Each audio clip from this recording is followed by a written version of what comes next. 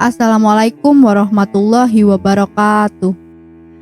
Nama Bilal bin Rabah tetap abadi dalam ingatan Muslim sebagai muazin pertama dalam Islam. Sosoknya itu istimewa karena menjadi orang yang mengumandangkan azan bahkan sejak azan diisyariatkan oleh Rasulullah SAW. Keistimewaan Bilal ini terbukti dari namanya yang kini diabadikan sebagai salah satu posisi dalam ibadah sholat Jumat. Rasulullah sendiri pernah bersabda dalam hadisnya mengenai keistimewaan salah satu sahabatnya ini, Bilal bin Rabah, sebagai berikut. Iya, orang itu adalah Bilal, pemuka para muazin, dan tidaklah mengikutinya kecuali para muazin. Para muazin adalah orang-orang yang panjang lehernya pada hari kiamat. Haji riwayat Muslim. Lalu siapakah Bilal bin Rabah ini? Ia adalah seorang lelaki bernama lengkap Bilal bin Rabah al-Habasyi. Buku tokoh-tokoh besar Islam sepanjang sejarah karya Syekh Muhammad Syahid Mursi juga menyebutnya. Beliau beberapa kali dipanggil dengan nama Abu Abdillah. Posturnya tinggi, kurus, dan termasuk dalam kalangan budak berkulit hitam. Ibunya adalah kelompok hamba Syahaya, milik dari seorang pemimpin Quraisy bernama Umayyah bin Khalaf. Setelah menjadi budak mereka inilah, Bilal kemudian mendengar tentang Islam dan menemui Nabi Muhammad SAW untuk mengikrarkan dirinya masuk Islam. Meski ada beberapa versi tentang kisah Bilal masuk Islam, namun pertemuan antara Rasulullah SAW dengan Bilal bin Rabah telah membawa angin segar bagi Islam. Setelah Rasulullah SAW wafat, Bilal lantas meninggalkan kota Madinah dan meminta izin kepada Abu Bakar untuk berhenti menjadi muazin. Para penduduk Madinah yang merindukan Rasulullah pun lantas meminta Bilal kembali untuk mengumandangkan azan.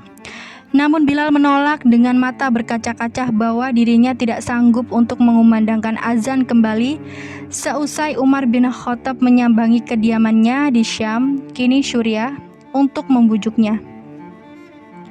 Tapi umat muslim di Madinah sedang membutuhkanmu, wahai Bilal. Mereka ingin mendengarkanmu mengumandangkan azan. Mereka rindu suaramu, mereka rindu lantunan azanmu, wahai muazin Rasulullah, kata Umar. Bagi Bilal untuk kembali ke Madinah dan mengumandangkan azan merupakan hal yang paling berat baginya. Berat karena ia merasa tak mampu menanggung rasa rindu kepada Rasulullah setelah kepergian beliau. Namun ternyata dikisahkan Bilal bertemu dengan Rasulullah dalam mimpinya pada suatu malam. Hal ini pula yang membuat Bilal meyakinkan dirinya untuk bersiap bertolak ke Madinah, tempat makam Rasulullah SAW. Di sana beliau bertemu dengan cucu kesayangan Rasulullah, yakni Hasan dan Husain. Hingga kemudian Husain berkata padanya, "Paman, maukah engkau sekali saja mengumandangkan azan untuk kami? Kami ingin mengenang kakek."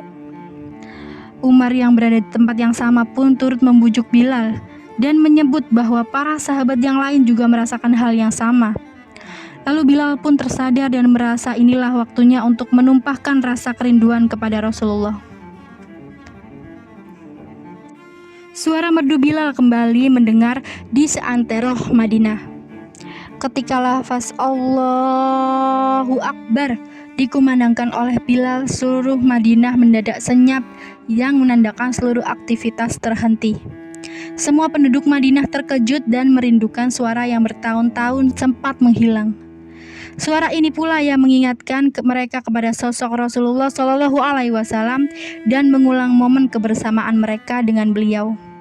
Setelah Bilal mengumandangkan lafaz asyhadu alla ilaha illallah, seluruh warga Madinah berlarian ke arah sumber suara dan berteriak histeris hingga Bilal sampai pada lafaz asyhadu anna muhammadar rasulullah. Suaranya mulai terdengar parau. Bilal bin Rabah terisak menyebutkan nama orang yang paling dirindukannya. Ia tidak sanggup untuk melanjutkan azan pada lantunan lafaz tersebut. Suasana inilah yang kemudian berhasil membuat seluruh Madinah pecah oleh tangisan rindu kepada Rasulullah SAW. Seperti itulah kisah Bilal bin Rabah, orang pertama yang menggaungkan azan di dunia.